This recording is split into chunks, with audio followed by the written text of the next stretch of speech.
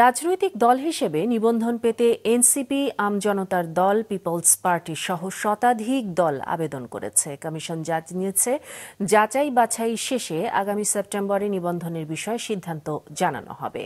শেষ দিনের সকাল থেকে নির্বাচন ভবনে ছিল বিভিন্ন রাজনৈতিক দলের নেতাকর্মীদের ভিড়। বিকেলে নির্বাচন কমিশনে জাতীয় নাগরিক পার্টি এনসিপি নিবন্ধনের জন্য আবেদন জমা দেয়। দলীয় প্রতীক হিসেবে তারা চেয়েছে শাপলা ফুল। এর পরের পছন্দ কলম অথবা মোবাইল সেট। বিপ্লবকে ধারণ করে নিবন্ধনের আবেদন করা হয়েছে, জানান দলের সদস্য সচিব আক্তার হোসেন। বেশ কিছু দল শেষ দিনেও নিবন্ধনের আবেদন জমা দেবার সময় বাড়ানোর আবেদন করে। নির্বাচন কমিশন সচিব জানান, সরেজমিন তদন্ত করে যারা শর্ত পূরণ করতে পেরেছে তাদের নিবন্ধন দেয়া হবে। আনারস, কলম আর ঘন্টা।